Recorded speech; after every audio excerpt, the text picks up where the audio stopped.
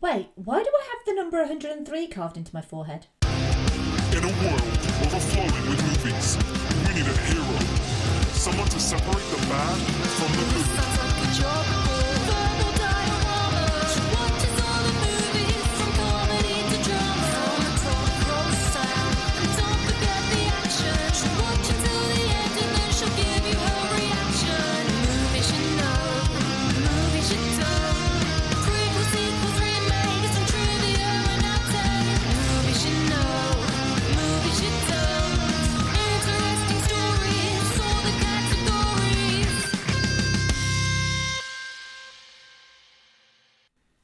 Hi everyone, I'm Em and welcome to Verbal Diorama episode 103, The Frighteners. This is the podcast that's all about the history and legacy of movies you know and movies you don't. And as always, a huge hi and welcome to you all, whether you are a returning listener or a brand new listener to this podcast. No matter how you got here, it's great that you're here. It's great that you're with us. Thank you so much for being here. To anyone who provided feedback for the previous episodes.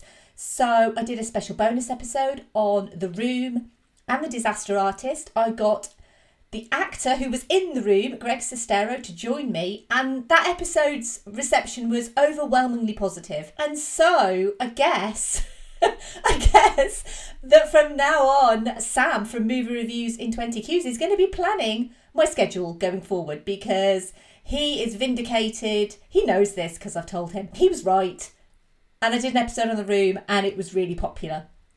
So I assume Sam is listening as well because this movie is a New Zealand movie. So I believe he will have a vested interest in this movie. So hi Sam, if you're listening. Yes, you are still vindicated, by the way. And yeah, I also did an episode on Deadpool as well, which was released last week, if you're listening to this episode the week after. And obviously, yes, this episode is on the Frighteners. And you're probably wondering, the Frighteners in July? Has she gone mad? Well, no, actually, I haven't gone mad. The Frighteners was released in July 1996, so that was 25 years ago, to be precise.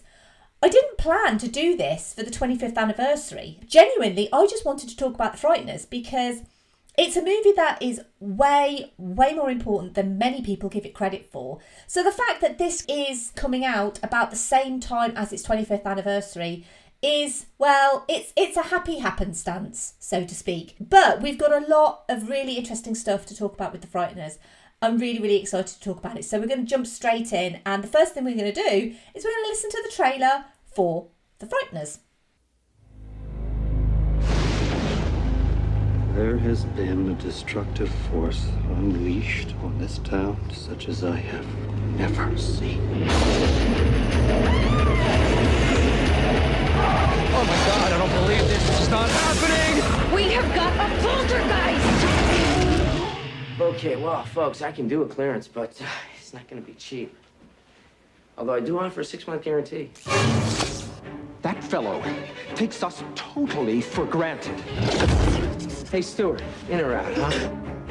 Frank Bannister had a remarkable ability Psychic investigator? to communicate with the dead. You can see spirits? Emanations are normally confined to the cemetery, You cannot push spirits around! although they do escape. And an uncanny knack We're gonna scare the living daylights out of your parents. for making a profit off the living. We're supposed to be his business partners. Everyone says that you're a fraud, but I've seen what you can do. Give it up, Frank. Death ain't no way to make a living. But now, some things put the fear of death in the living What is happening to me? and sent the dead running for their lives. I've seen a figure in a cape. That was the soul collector. When your number's up, that's it. Frank, we got problems. All these murders that have been going on in Fairwater, they're gonna pin them on you. From Universal Pictures and Robert Zemeckis. You're next, pal. And acclaimed director Peter Jackson. We don't stop till the screaming starts, you dig? The Frighteners. Frank Bannister Bannister, an architect turned psychic investigator, develops the psychic ability to interact with ghosts after the tragic death of his wife in a car accident. Rather than continue and finish the dream home he intended to build for he and his wife, Frank decides to use his newly developed psychic abilities to con people into believing their homes are haunted and in need of his services to rid their lives of paranormal entities, for a small fee, of course. But when he discovers that an entity resembling the Grim Reaper is killing people, marking numbers on their forehead beforehand, Frank is framed as the killer and has to not only prove his innocence, but stop the Reaper from killing more. Let's go through the cast of this movie. We obviously need to start with the inimitable Michael J. Fox as Frank Bannister, Trini Alvarado as Lucy Linsky, Peter Dobson as Ray Linsky, John Astin as the Judge, Jeffrey Combs as Milton Dammers, Dee Wallace Stone as Patricia Bradley, Jake Busey as Johnny Bartlett, Chi McBride as Cyrus, and Jim Fife as Stuart. The Frighteners was written by Peter Jackson and Fran Walsh, and it was directed by Peter Jackson. And this is the first appearance for Peter Jackson on Verbal Diorama. It's not going to be the last, I can tell you that. And he's a director who I think needs little introduction, but I'm going to do it anyway. He's now the third highest grossing film director of all time. Obviously, for a certain little trilogy that I don't suppose many people know of, called The Lord of the Rings, and then another little trilogy called The Hobbit, along with a King Kong movie as well. But back in 1996, he wasn't the huge name director that he is nowadays. And as I alluded to in the intro, The Frighteners deserves some serious respect for many things, but mostly the introduction of Peter Jackson. Not so much to the public, as, let's be fair, this is a movie that didn't do very well, but to the industry as a whole. So Peter Jackson is a New Zealand-born filmmaker, and he was mainly known for his low-budget splatter horror movies. He released the science fiction horror comedy Bad Taste in 1987, which I watched actually for the first time a few months ago. And that movie took years to make. Many of the actors were Jackson's friends, they were working for free, and the shooting was confined to weekends due to Jackson's full-time job. Bad Taste? I mean, it is quite a gross movie, I'll be completely honest. There are some scenes that actually made me feel genuinely ill. But that movie caught the eye of the New Zealand Film Commission, who injected the funds for Jackson to actually finish that movie. He then worked on the musical comedy Meet the Feebles, released in 1989, co-written by Fran Walsh. And he would also start his collaborations with special effects team Richard Taylor and Tanya Roger, who would work on all of Jackson's movies going forward. Horror comedy Brain Dead, or Dead Alive as it was called in the US, was then released in 1992. But it was Jackson's next feature that caught most people's eyes, and that was Heavenly Creatures, notably the debut role for Kate Winslet. It was based on a real Parker Hall murder case where two schoolgirls in 1950s Christchurch murdered one of their mothers. Heavenly Creatures received considerable critical acclaim and even garnered an Academy Award nomination for Best Original Screenplay. The success of Heavenly Creatures won the backing of Miramax, who promoted Heavenly Creatures in the US and also signed Peter Jackson to a first-look deal. During the script writing of Heavenly Creatures, Jackson and his partner Fran Walsh conceived the idea for The Frighteners, and in 1992 wrote a 3-page treatment and sent it to their talent agent in Hollywood. And if you've listened to episode 66, Tales from the Crypt Demon Knight, you'll know that The Frighteners was originally intended to be a spin-off film of Tales from the Crypt. Robert Zemeckis, who produced Tales from the Crypt, read Jackson and Walsh's treatment and hired them to write a full-length screenplay in 1993, which was completed in early 1994. Zemeckis was so impressed with the script, he decided it wasn't suited to be Tales from the Crypt movie, which is kind of good because then it gave us the excellent Demon Knight, which is still such an underrated horror classic, by the way, and instead made a deal to executively produce The Frighteners, with Peter Jackson directing and with funding and distribution from Universal Pictures. The Frighteners was greenlit on a $20 million budget, with additionally and most importantly, complete creative control and final cut privileges for Jackson and Zemeckis. This could have only been achieved with Zemeckis' clout at Universal and additionally Jackson and Walsh's fresh Oscar nomination for the screenplay for Heavenly Creatures. But Peter Jackson wanted more than that. He wanted to film The Frighteners completely in his home country of New Zealand, and Universal and Zemeckis agreed on the condition that the film be set in and look similar to the Midwest United States. But going back to Heavenly Creatures for a brief moment, because for that movie, Peter Jackson co-founded a small company you may have heard of called Weta Digital. Weta Digital is now one of the leading effects companies in the world, and Weta was created to help make practical effects for Heavenly Creatures. The Frighteners would only be Weta Digital's third project, but remarkably, and this is an ongoing theme in this episode, Weta Digital would go from this movie via contact straight to the Lord of the Rings trilogy in less than 5 years. Just keep that in mind when you look at this movie, and then if you even try and comprehend and compare it to Lord of the Rings. And the Frighteners would obviously be Peter Jackson returning to the horror genre, and thanks to the links that he had via Robert Zemeckis, he got introduced to the only man who he ever saw as Frank Bannister, Michael J. Fox.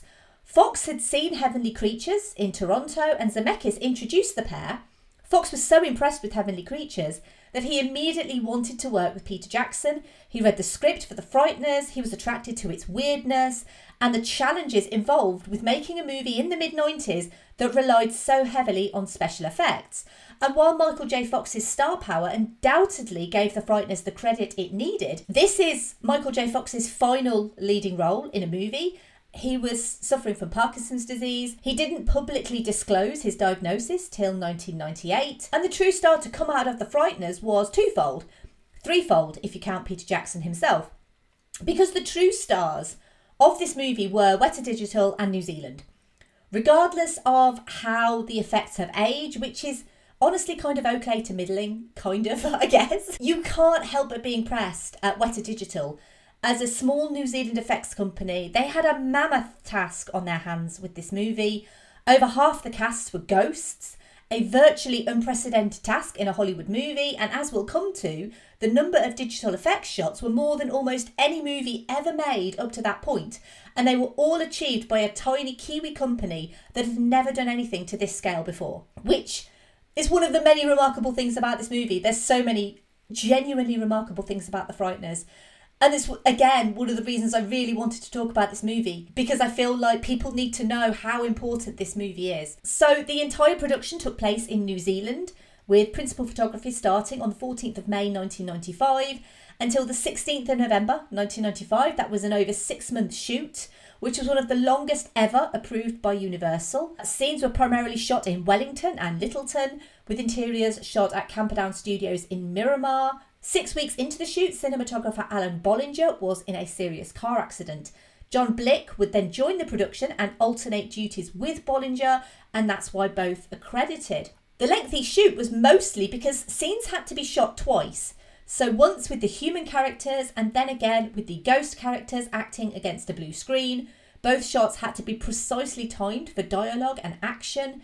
The two elements were digitally composited into one shot using split screen photography. There was also extensive prosthetics and makeup used to make the ghost look, well, dead, I guess. As it always reminds me of a scene in The Mummy. And I know I talk about The Mummy a lot, just generally. It's episode 13 of this podcast, by the way. But when they first see the mummy and they say that the mummy looks juicy, that's kind of how these ghosts look. They look juicy. There's basically ectoplasm coming out of, well, pretty much every orifice on these ghosts. The judges' prosthetics were designed by Rick Baker, and John Astin spent 5 hours in the makeup chair daily, and the judges' detachable jawbone was a digital effect as well. The largest single undertaking for the team at Weta was the Grim Reaper, or the Soul Collector. Originally conceived as a rod puppet, which Jackson admitted looked silly, they even thought about shooting live action underwater, but eventually it was decided to make the character completely computer generated, a believable spectral entity interacting with the real actors, and out of all the computer effects, the Reaper genuinely is one of the best in this movie. The Reaper mostly holds up. I will completely admit that a lot of the effects in this movie don't hold up. The practical effects do, absolutely they do, but the Reaper, I think, still looks really, really great. There was a 30-strong crew at Weta, and they had never done anything like this before. VFX artist Gray Horsfield had an idea to write new code to build what is essentially flying cloth. Horsfield designed the Reaper, and compared to the rod puppet, it looked so much more believable. He used multiple programs to create the Reaper, even admitting its creation was more of a hack than actual coding. For every movement, he would hijack other parts of the data to trick the software into doing what he wanted it to do.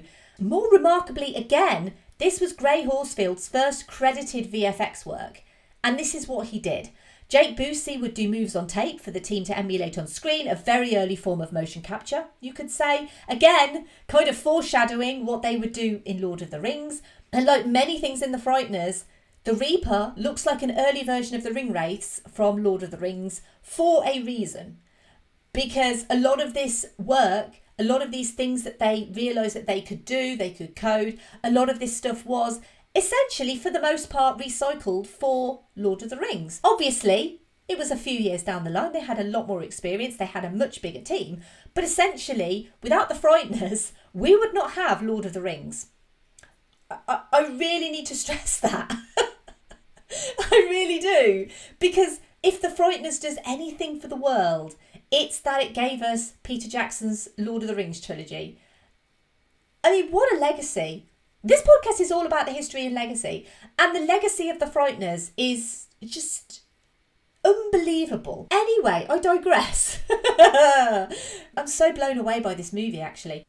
The effects team struggled under the weight of the special effects requirements. Obviously, it was a huge task for this really tiny company. Weta was very small. And despite an 18-month post-production schedule for the effects, the team was largely underprepared for the immense amount of work that they had to do.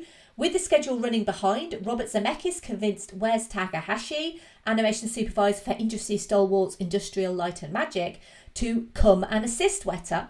Takahashi was impressed with what they'd achieved so far, but it looked like an impossible task to get the Frighteners finished on time. He suggested contacting Universal, who advised splitting the work and giving some to a US-based VFX company. Peter Jackson, though, refused. He wanted the Frighteners to be a showcase of New Zealand cinema. After viewing the rough footage, Universal was suitably impressed and acquiesced to Jackson.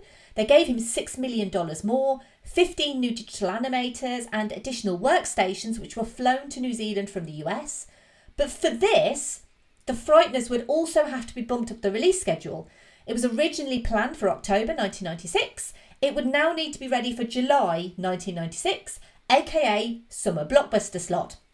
For a movie based around death, it was kind of ironic, actually, that this change would be the beginning of the end for the Frighteners, because although no one knew it at the time, the highest grossing film of the year was also due out at that time. The other thing that sounded the movie's death knell was the Motion Picture Association of America.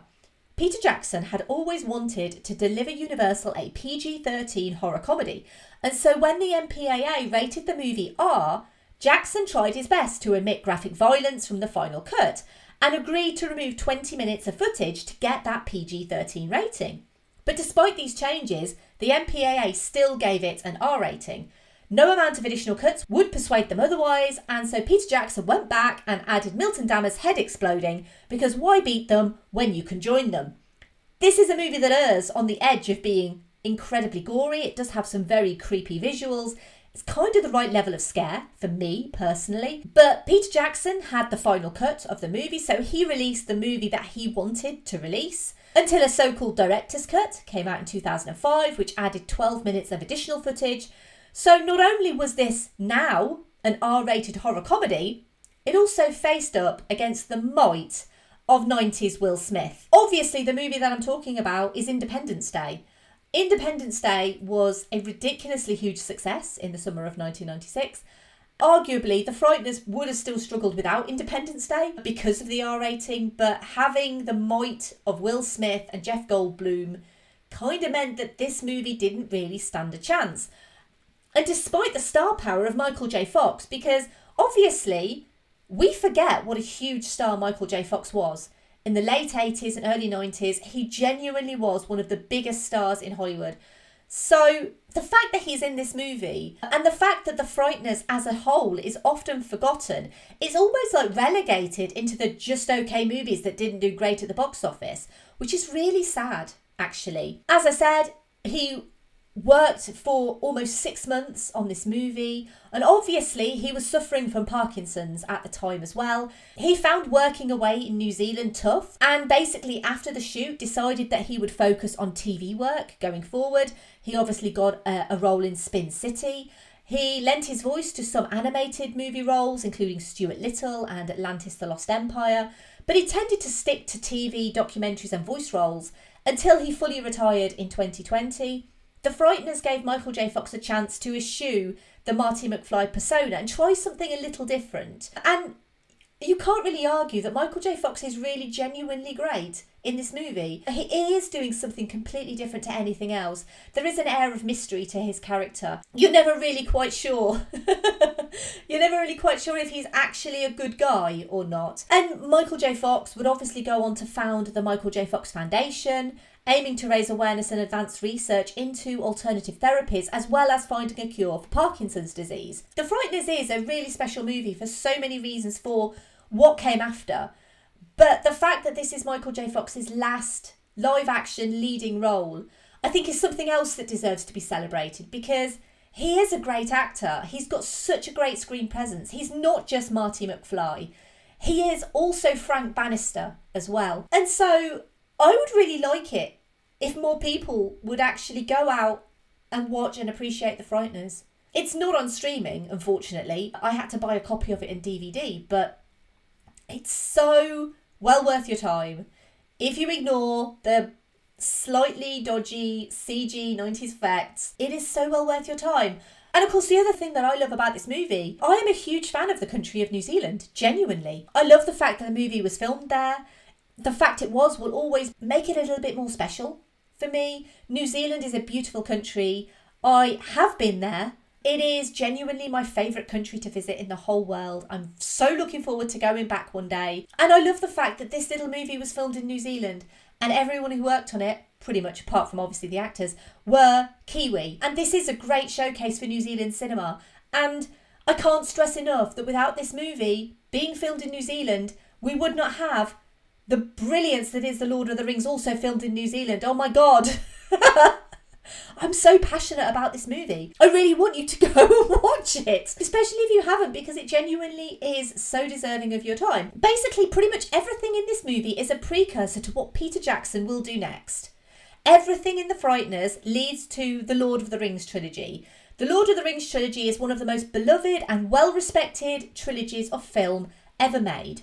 Everything from the balance between practical effects and CGI, the New Zealand-based production, the fact that Universal offered Peter Jackson the opportunity to make King Kong, everything from The Frighteners leads to Lord of the Rings. And The Frighteners may not have made any money. It may have suffered for the R rating slapped on it. But all that spare computing power sure came in handy for Lord of the Rings. When we appreciate Lord of the Rings through its beauty, storytelling and compelling narrative, first praise has to go to Tolkien, of course, then to Peter Jackson and Weta. But we also need to remember and give The Frighteners its dues. This is a really special little movie. It's a stepping stone onto so much bigger and better from Peter Jackson. So next time you watch Lord of the Rings, and this is something that I'm going to be doing soon myself, I'm going to be doing a Lord of the Rings rewatch. Next time you do that, think of The Frighteners and how The Frighteners made Lord of the Rings possible. It blows my mind.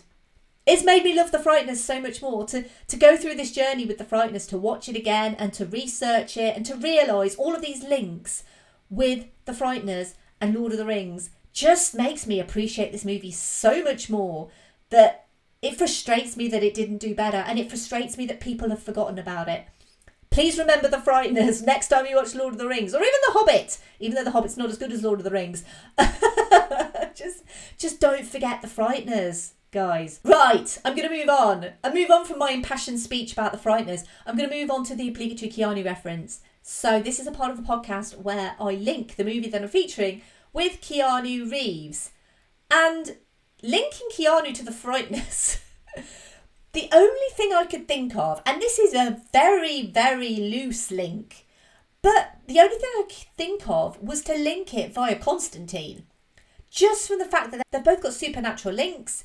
We see heaven and hell depicted in the Frighteners. I'm not sure which version of hell is worse, but the version in the Frighteners is definitely more gruesome, especially with the little worm things that kind of go into their bodies. That is really, really gruesome.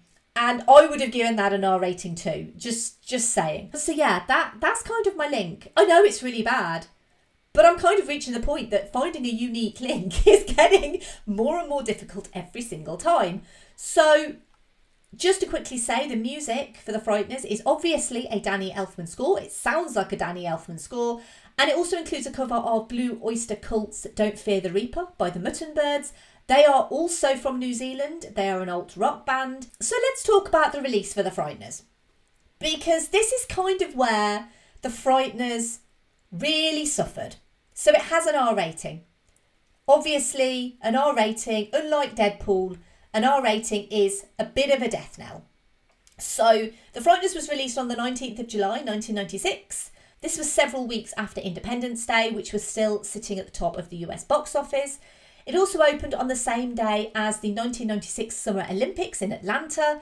The marketing had been quite ubiquitous, with the posters not really saying much about the movie, although the white poster with the skull coming through is such a great image. It's one of my favourite images ever, actually. The Frighteners opened at number 5 at the US box office, and to be fair, it was the highest grossing new release of that week, but the existing films at the box office were having a much greater impact. The Frighteners was made on a budget of $26 million, and it would go on to make $29.4 million worldwide. Critically, like its tone, critics would view the Frighteners as being uneven, despite being, at the time, because this was 1996 obviously, visually striking and completely different to anything else that was out. Ironically, if it had stuck to its October 1996 release, it may have been better received, but who knows. Obviously, there were no sequels to this movie, because this movie didn't do very well, so of course it's not going to have a sequel. However, it did spawn the Lord of the Rings trilogy. So that's its legacy right there. Let's move over to social media thoughts. Let's see what everyone else thinks of the Frighteners, whether people are as impassioned about the Frighteners as I am. Genuinely, I don't think anyone could be. I think it's just me. However, we're going to start with the patrons, and we're going to start with Andy. And Andy says, The Frighteners is the very definition of the middle movie, from a guy who first started tasting Indie Awards greatness in Heavenly Creatures to his career-defining work in the Lord of the Rings series. It's a solid major studio release that shows the future potential of what Peter Jackson was capable of, but is primarily a showcase for the always wonderful Michael J. Fox. Full disclosure, I have only seen the movie once on its release, and let's be honest, 1996 was a very weird year for me. Perhaps I should try to scope this one out again to see how 25 years have aged it. And Andy, before I give a plug for your podcast, I implore you to find this movie 25 years later after you first saw it, and please watch it, and please update me and let me know what you think, because I genuinely think that this is such a treasure of a movie. And honestly, I really want the world to embrace the Frighteners 25 years later. This is the renaissance for the Frighteners this year. 25 years, renaissance year for the Frighteners. Let's get the Frighteners out there. Yeah, please let me know what you think, Andy. And Andy is one of the hosts of the tremendous podcast, which is Geek Salad. They are a brilliant podcast. They are basically a one-stop shop for all of your geeky podcast needs. They cover movies, music, TV, games, literally anything and everything that's geek related. I am actually going on their podcast at the end of July. I don't know when that episode is going to be airing. I assume sometime in August. And I am currently trying to fix my scheduling out and to get Andy back on this podcast, because this will be potentially his third guest appearance on this podcast. And we've spoken about it. We know what we're doing. I just need to get my bum in gear and get him on. So one day, listeners, Andy will return. But until then, we get his wonderful comments every week. Thank you so much, Andy. We also have Sam, who says, It deserves to be talked about way more than it is. Such an underrated gem. Wish Peter Jackson would make a return to horror. And based on this, I think we all do. And Sam, and sometimes Liz, Kahu, Matthew, and occasionally Stacey host movie reviews in 20 Qs, the podcast where they watch a movie and then they ask 20 really weird, bizarre, odd and strange questions about it. It's actually one of my absolute favourite podcasts for a really good reason. And obviously, I mean, just in case you needed some sort of further enticement, that podcast is also based in New Zealand, just like this movie. So why wouldn't you? Let's move on. We have another comment from Scott who says, "Love this from the moment I saw it at the cinema and regularly wheel it out for a rewatch or to badger other people to see it, which they inevitably love. Smart, funny, creepy and unlike anything else." Sounds a little bit like me. I'm so funny. Anyway, so Scott is one of the hosts of the Monkey See Monkey Review podcast. It's a really lovely little podcast that's just so enthusiastic about film. Scott and I actually went to see Black Widow together last week, and he's just a really, really lovely guy. And not only that, the podcast is really great too. So I know they are on a little hiatus at the moment, but they do have other episodes available. So please make sure you check out that podcast. Another patron comment from Brendan who says, "The Frighteners is both a joyfully macabre expression of Jackson's well-established horror sensibilities and black humour, but it's also an able demo tape for the director's imminent foray into bigger fantastical films. The effects still largely hold up, the mystery isn't terribly difficult but plays fair, and the cast, especially Michael J. Fox, hit exactly the right note between comic exaggeration and emotional vulnerability." And the final patron comment is from Dan who says, "A great horror movie that doesn't feel like a horror movie. Michael J. Fox has charisma in spades and the supporting cast are perfect." And as always, a huge thank you to the patrons of this podcast, not only for supporting me, but also for providing comments every week. You guys are amazing. Thank you so much. And just to add that Brendan and Dan don't have podcasts, which is why I'm not plugging anything for them. We will move over to Twitter. Quite a few comments on Twitter, actually, which was not surprising for me, because I know a lot of Twitter really love this movie. We'll start with @Oral_MFC, who said, "Great performances, but Jake Busey stands out for me. The flashbacks to Bartlett's killing spree are genuinely chilling. It makes his cartoonish derangement as a ghost stand out, showing how the afterlife has changed him over the decades. Also, Jeffrey Combs is always a delight." @StephenPress3 said, "Too clever by half for the average horror fan."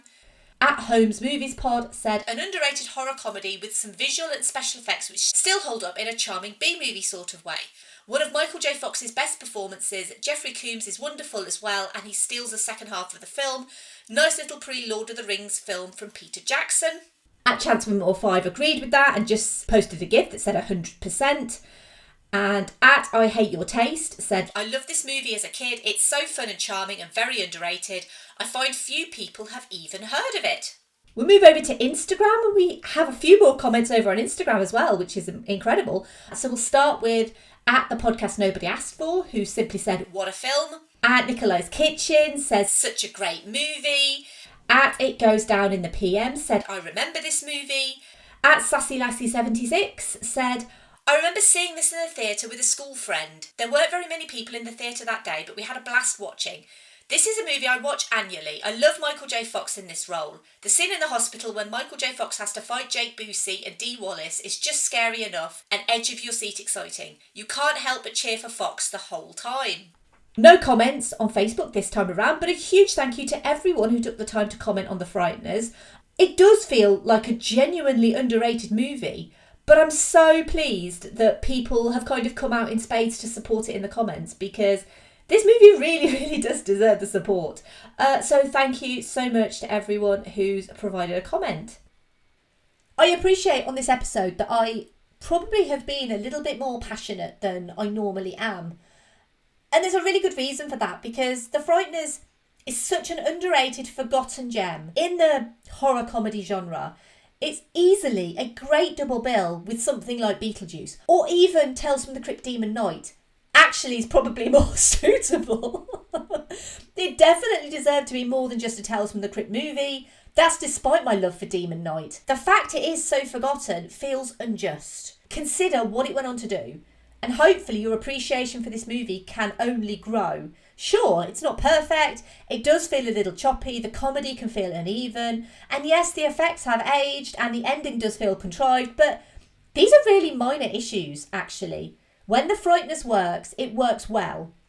Realising the dead can die by the hands of the dead will never not be shocking. The reveal of Patricia Bradley as the evil accomplice her mother said that she was is this subversion of the evil matriarch trope, and casting Dee Wallace-Stone as well, known for her really good motherly roles, really was a stroke of genius for this movie. The legacy of the Frighteners may not be due to the movie being a huge success, but it was enough to give Peter Jackson the reins to the adaptations of Tolkien's beloved books.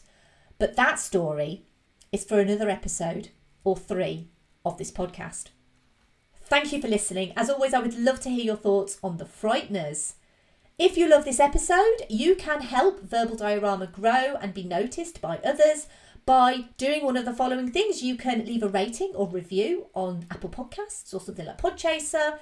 You can retweet or like posts on social media. You can also follow me on social media information to follow. Or you can simply just tell your friends or a family member about this podcast and about the Frighteners, and maybe get your friend or family member to watch the Frighteners. That would be great. And if you did like this episode on the Frighteners, you might also like one of the following episodes. So, episode 26, Constantine, I've mentioned that. That is a bit of an earlier episode, so sound quality is probably not as good, I'll be completely honest. But it is a solid Keanu Reeves movie. It's not faithful to the original comic, but who cares? It's a really fun movie. People really need to appreciate Constantine. And episode 66, Tales from the Crypt Demon Knight, because it's just so much fun. Billy Zane is having the time of his life in this movie. And also, Jada Pinkett Smith is literally a black woman saving the world. And no other movie at that time had a black woman being the lead character and saving the world. So, Tales from the Crypt Demon Knight, it's pretty good. Episode 65, Ghostbusters. Now, this was an episode that I did with the wonderful Mr. Simon Brew of Film Stories. And I thought it would be quite a nice little companion to this because, yeah, it's also a horror comedy. It does kind of lean more towards the comedy, but it also has ghosts in it. So, and honestly, people need to appreciate Ghostbusters 2016 a little bit more. Because yes, it is the female one, by the way. We didn't talk about the male one, we talked about the female one. Yeah, that movie definitely deserves a bit more appreciation. And obviously episode 94, Beetlejuice, which I do think would be a great double feature, like a Halloween feature. You could watch this movie, you could watch Demon Knight, you could watch Beetlejuice. That would be a great triple bill, genuinely. I might do that myself. Because I love Beetlejuice. Beetlejuice is one of my favourite horror comedies of all time. And I had so much fun making that episode. I've had fun making this episode too. It's a different type of fun. Because I just feel so much frustration for the Frighteners. And I just really, really want people to see it and appreciate it. But anyway, give me feedback on my recommendations. Let me know if you think I got them right. So, let me tell you about the next episode. 2021 hasn't really given us much in the realm of film, just purely because cinemas haven't really been open, studios aren't really releasing much. But there was one movie that came out this year. I've seen it 3 times. I'm going to be seeing it for a 4th time for this particular episode. And I love it more and more every single time.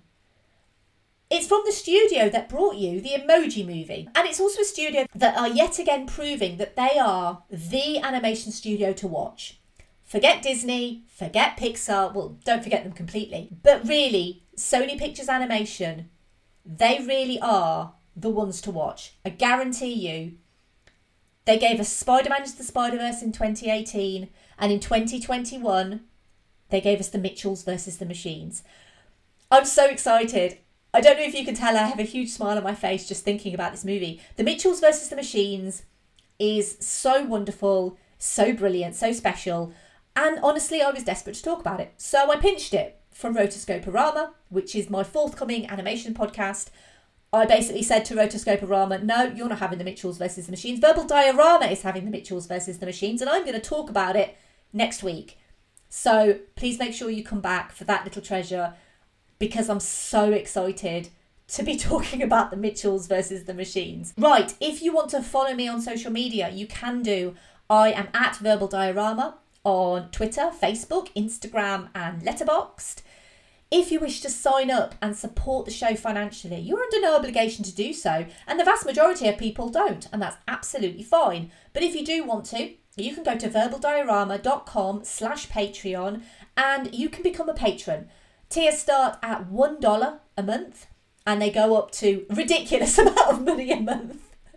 But I'm so grateful to all of the people who support this podcast. I give them a shout out every episode. So a huge thank you, as always, to the patrons of Verbal Diorama, to Simon E, Sade, Hardy L, Claudia, Simon B, Laurel, Derek, Jason, Kristin, Kat, Andy, Mike, Griff, Luke, Emily, Michael, Scott, Mark, Brendan, Ian, Lisa, Dan and Sam.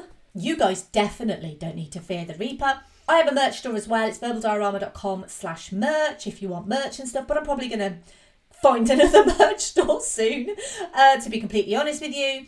You can email me, verbaldiorama@gmail.com. You can say hi. You can also say hi over at verbaldiorama.com as well. And I also write for film stories. You can go over to the website, filmstories.co.uk. I also write for the magazine as well, which comes out every month. So please check out the website. Please buy a copy of the magazine. And please support independent publications. And finally, death ain't no way to make a living. Bye. Movie should know.